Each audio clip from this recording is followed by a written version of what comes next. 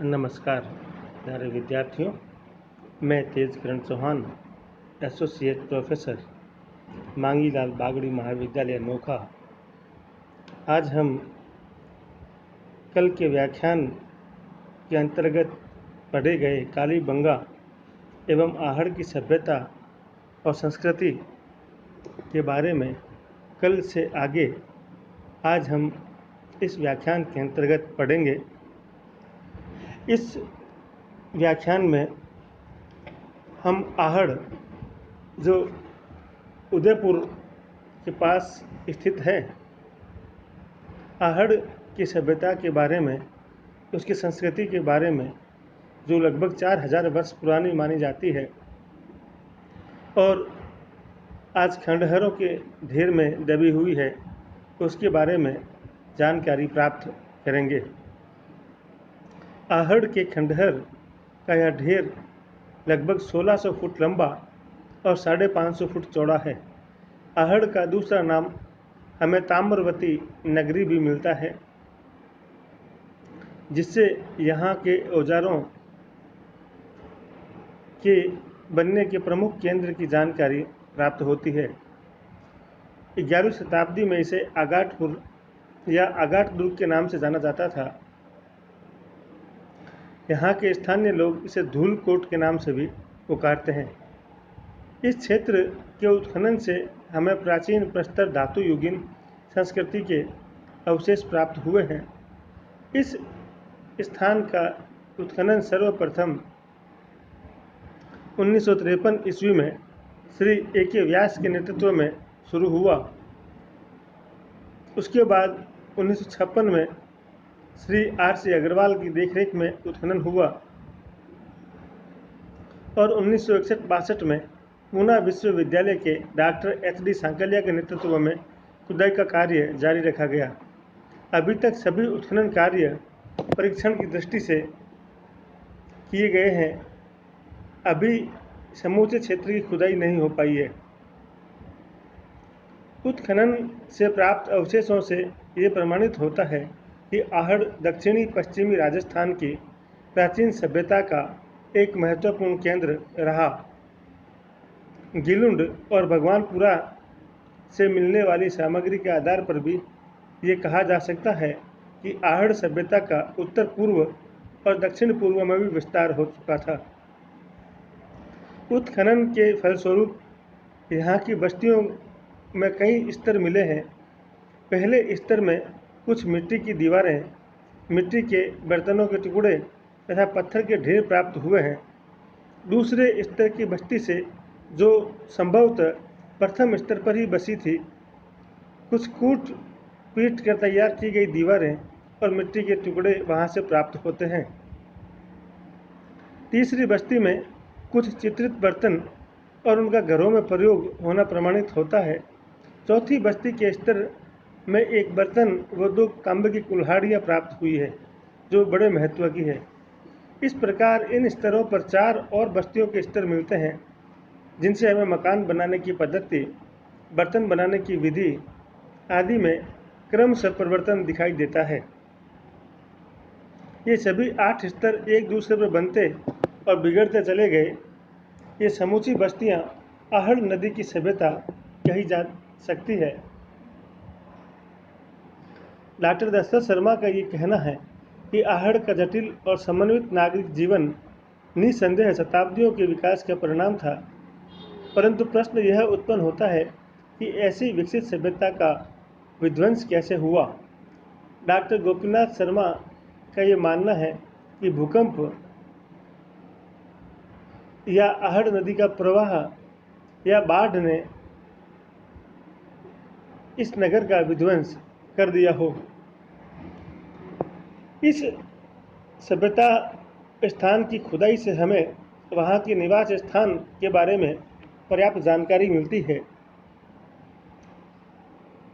इस टीलों को देखकर अनुमान लगा सकते हैं कि यहाँ बड़ा विशाल समृद्ध नगर रहा होगा और यह नगर पास में बहने वाली छोटी सी नदी आयड़ के तट पर बसा हुआ था और वहीं से ये जीवन प्राप्त करता होगा।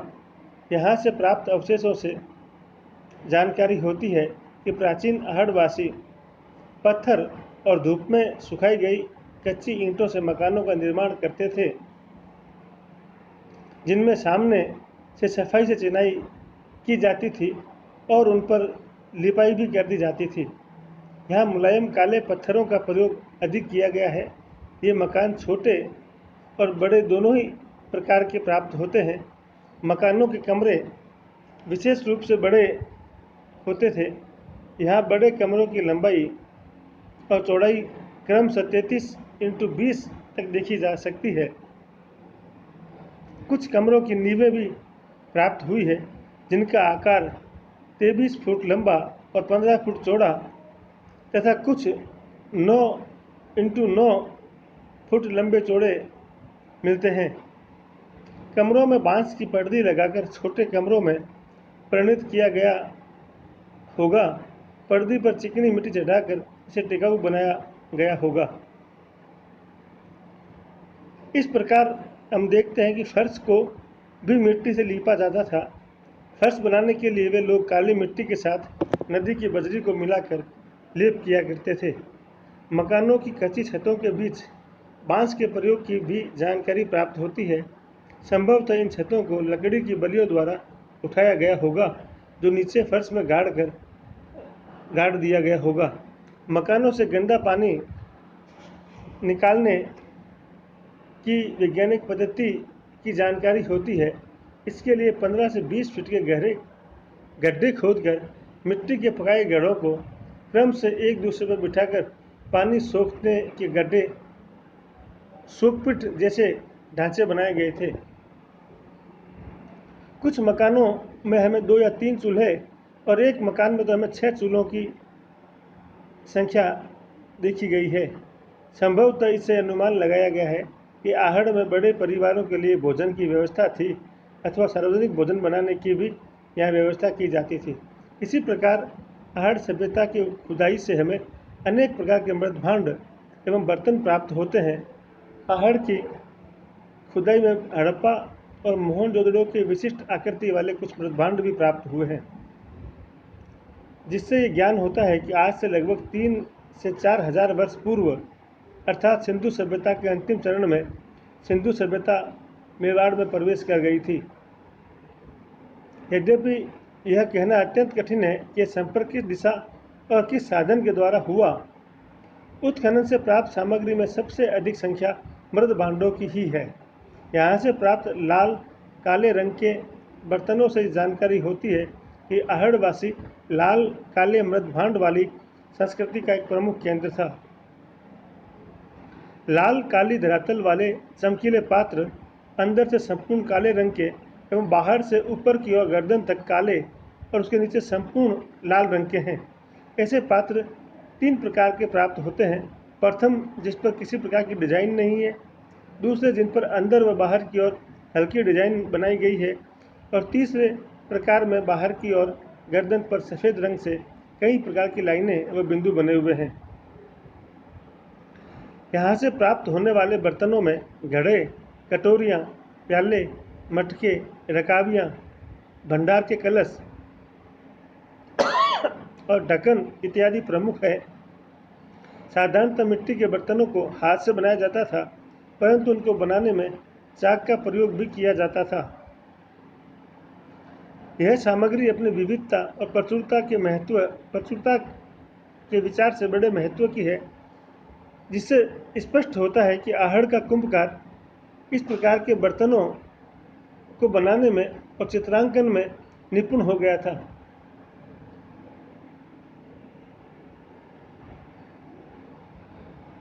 यद्यपि खुदाई में किसी प्रकार का धान उपलब्ध नहीं हुआ है, किंतु बर्तनों पर भूसे एवं धान के चिन्हों से संभव है कि पुरातत्व वेता भविष्य में इस धान की किस्म का भी पता लगा लेंगे जो वो आहड़वासी उपयोग करते थे। खुदाई में अनाज रखने के बड़े बड़े मृत भांड भी जमीन में गड़े हुए मिले हैं, जिन्हें यहाँ की बोलचाल की भाषा में गोरे व कोट कहा जाता है। यहाँ से प्राप्त बर्तनों से पता चलता है कि बर्तन बनाने का व्यवसाय यहाँ काफ़ी विकसित हो चुका था। और इससे आहड़ की समृद्धि का भी पता लगाया जा सकता है। यहाँ से प्राप्त हुए विभिन्न प्रकार के बर्तनों से इस बात का संकेत मिलता है कि 2000 से लेकर 1000 ईसा पूर्व काल में आहड़ वासियों का संभवतः ईरान से भी संबंध स्थापित हो गया था। इसी प्रकार आहड़ के उत्खनन से हमें अनेक प्रकार की मुद्राएं, मोहरें और अन्य उपकरण प्राप्त हुए हैं। आहड़ की खुदाई में हमें 6 तांबे की मुद्राएं और 3 मोहरें प्राप्त हुई है। इनमें कुछ मुद्राएं स्पष्ट नहीं है। एक मुद्रा पर त्रिशूल खुदा हुआ है और दूसरी में अपोलो खड़ा हुआ दिखाया गया है, जिसके हाथों में तीर व पीछे तरकस है। इस मुद्रा के किनारे यूनानी भाषा में कुछ लेख भी लिखा हुआ है। यद्यपि जो लिखा हुआ है उसका अर्थ स्पष्ट नहीं हुआ है, लेकिन लिपि के आधार पर इसका काल दूसरी शताब्दी से लेकर दूसरी शताब्दी ईसा पूर्व के आसपास आंका गया है। उत्खनन से हमें बहुत सारे पाषाणकालीन उपकरण, जिनमें चर्ट और स्फटिक के बने हुए प्राप्त हुए हैं।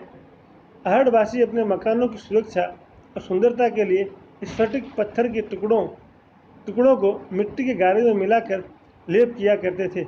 ऐसा अनुमान है कि इन्हीं पत्थरों से वे अपने आवश्यक औजार भी बना लिया करते थे, जिनका उपयोग वे छीलने, छेद करने और काटने में करते थे।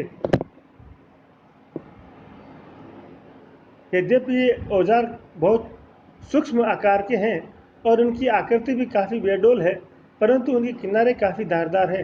संभवतः गीली लकड़ी, चमड़े और हड्डियों को छीलने में ये औजार सहयोगी रहे होंगे। आहड़ से हमें तांबे की कुल्हाड़ियाँ, अंगूठियाँ, चूड़ियाँ और काफ़ी संख्या में ताम्रमल भी प्राप्त हुए हैं और कुछ ताम्र कलाकृतियाँ और तांबे की चादरें भी प्राप्त हुई है। पुरातत्ववेताओं का विचार है कि उस काल में यह स्थान तांबे की वस्तुएं बनाने का बड़ा केंद्र रहा होगा। सिंधु सभ्यता के प्रमुख स्थानों पर तांबा शायद राजस्थान के ही क्षेत्र से भेजा जाता रहा होगा। संभवतः यह नगर उस काल का एक औद्योगिक नगर रहा होगा और ताम्र उद्योग यहाँ का प्रमुख व्यवसाय रहा होगा।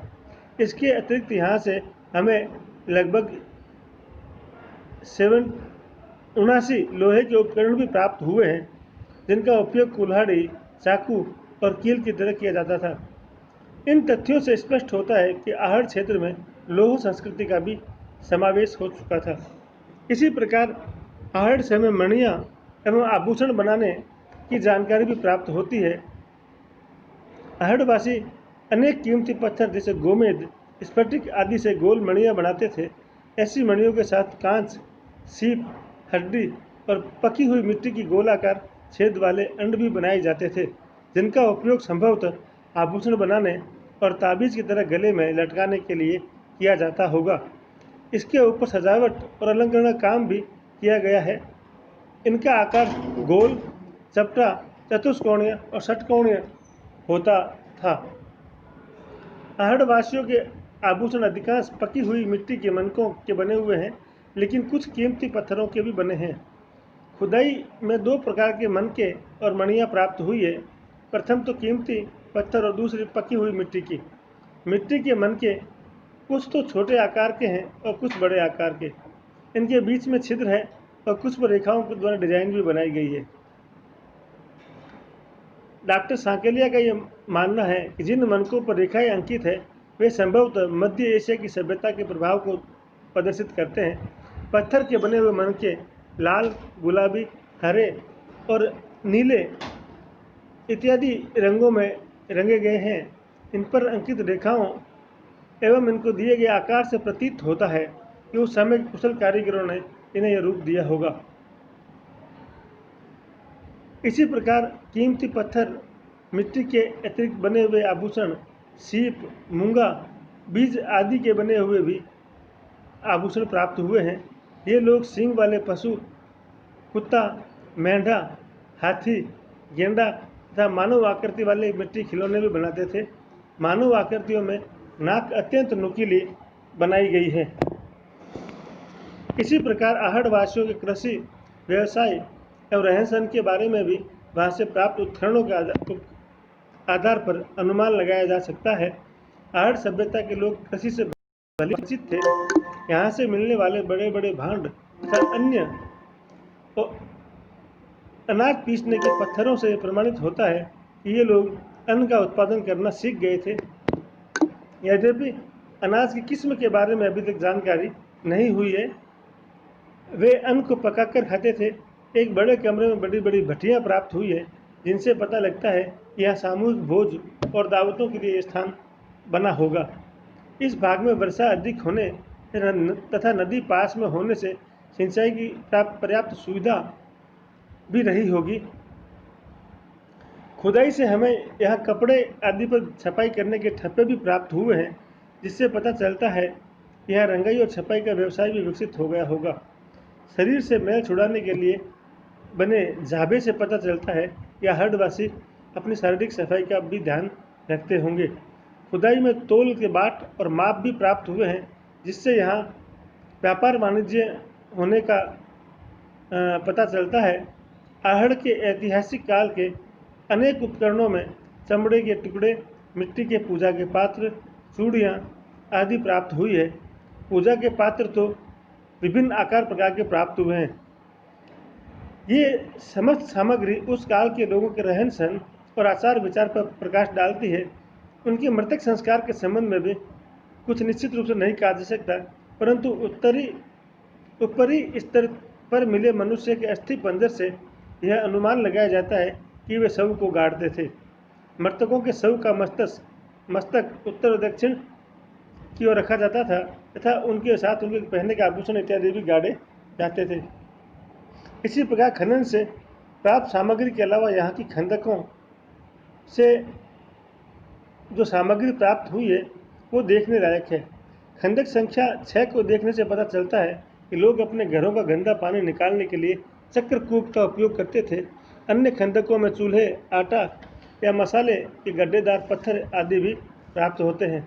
एक स्थान पर एक ही पंक्ति में 7 चूल्हे प्राप्त हुए हैं, जिससे अनुमान लगाया जाता है इस घर का परिवार बहुत बड़ा रहा होगा, जहाँ बहुत सारे व्यक्तियों के लिए खाना बनता होगा। इसी प्रकार आहड़ के समीपवर्ती क्षेत्र गिलुड़ नामक स्थान पर भी खुदाई हुई। उस खुदाई से प्राप्त अवशेषों से भी हमें आहड़ से मिलती जुलती सभ्यता, रहन सहन इत्यादि की जानकारी प्राप्त होती है। इसके साथ साथ राजस्थान में बेराट एक और अन्य महत्वपूर्ण पुरातात्विक स्थल है, जहाँ से हमें बहुत बड़ी मात्रा में इनसे मिलती जुलती सामग्री प्राप्त हुई है। बेराट का कस्बा जयपुर से 80 किलोमीटर दूर विराट नामक स्थान पर है, जिसे वर्तमान में विराट नगर कहा जाता है। बेराट कस्बे के चारों ओर बड़े बड़े टीले हैं, जिनमें बीजेक की पहाड़ी, भीमजी और महादेव जी की डूंगरी अत्यंत पुरा महत्व के हैं।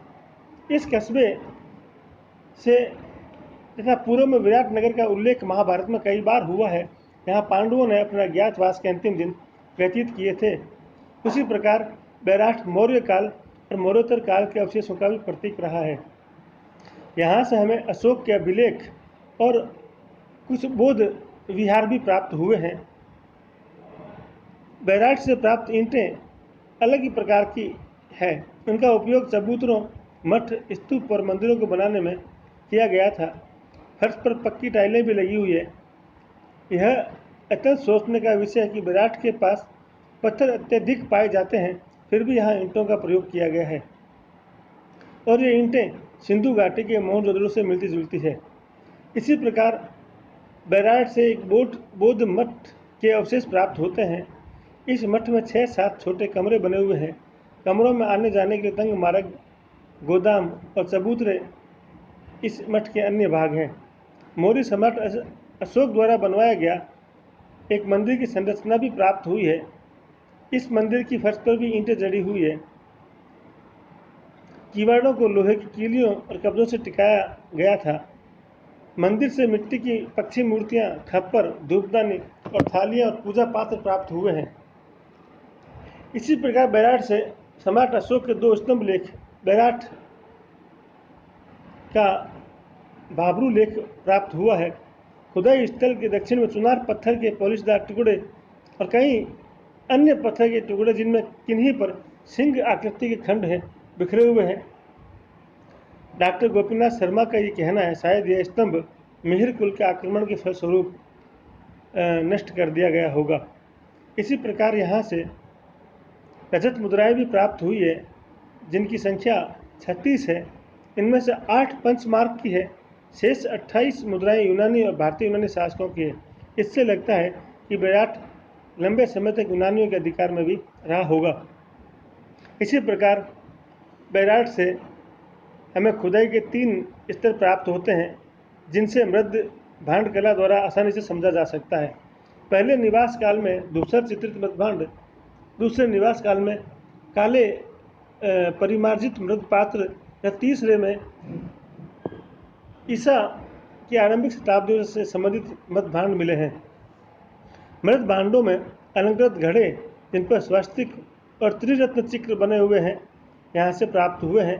मिट्टी की वस्तुओं में दीपक, नाचता हुआ पक्षी, थालियाँ, कुंडियाँ, मटके, लोटे और कटोरे आदि प्राप्त हुए हैं। यहाँ से पत्थर से बनी हुई थालियाँ और छोटी संदूकें भी प्राप्त हुई है। इसी प्रकार 1962-63 में NR बनर्जी और KN दीक्षित के नेतृत्व में बैराट का पुनः उत्खनन हुआ। तब वहाँ से लौह प्रयोग संबंधित तथ्यों का अनुमान लगाना प्रमुख उद्देश्य था। इसी समय में इस बस्ती के निवास के 3 स्तर स्थापित हुए। मंदिर के किवाड़ों में लगी कीलें, कब्जे आदि सहित कई लौह उपकरण भी यहाँ से प्राप्त हुए। इन वस्तुओं का काल 250 ईसा पूर्व से 50 ईसा पूर्व निर्धारित किया गया है। इसी प्रकार यहाँ से एक मुद्रा कपड़े में बंधी हुई मिली है। यह कपड़ा हाथ से बनी रुई का है जिससे विदित होता है कि यहाँ के निवासी वस्त्र बुनाई कला को भी जान गए थे। इस प्रकार का दूसरा स्थल बालाथल था। बालाथल भी जहाँ से भी ऐसे ही अन्य प्रकार की सामग्री प्राप्त हुई है। और भीलवाड़ा से 25 किलोमीटर दूर बागोर एक अन्य पूरा महत्व का स्थल है जहाँ से हमें मध्य पाषाण काल और लोह काल तक की संस्कृति की अवस्थाओं का ज्ञान होता है। इन उत्खननों से ये जानकारी होती है कि यहाँ एक ही आधारभूत संस्कृति का विकास हुआ और कालांतर में नवीन संस्कृतियाँ भी इससे लगातार जुड़ती चली गई। अतः बागोर एक ऐसा स्थान कहा जा सकता है जहाँ मध्य पाषाण काल के अतिरिक्त लोह काल के भी पूरा अवशेष प्राप्त होते हैं।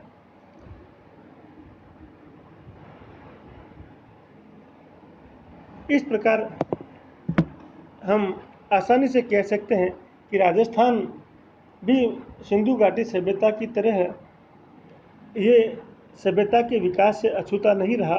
यहाँ भी सिंधु सभ्यता घाटी के विकास के साथ साथ अनेक स्थलों पर मानव जीवन सभ्य हो चुका था और सिंधु घाटी सभ्यता के सहयोगी नगरों या सहयोगी स्थलों के रूप में इनका भी योगदान महत्वपूर्ण रहा। इस प्रकार सहज ही कहा जा सकता है कि राजस्थान भी विकास की धारा से कभी भी भारतीय उपमहाद्वीप के में विकास की धारा से मनुष्य के विकास क्रम से कभी भी अछूता नहीं रहा। जय हिंद, जय भारत। आज हमारा ये टॉपिक जो है यहाँ पूर्ण हो जाता है। आगे आने वाले व्याख्यानों में हम नए व्याख्यान पर चर्चा करेंगे। धन्यवाद। जय हिंद, जय भारत।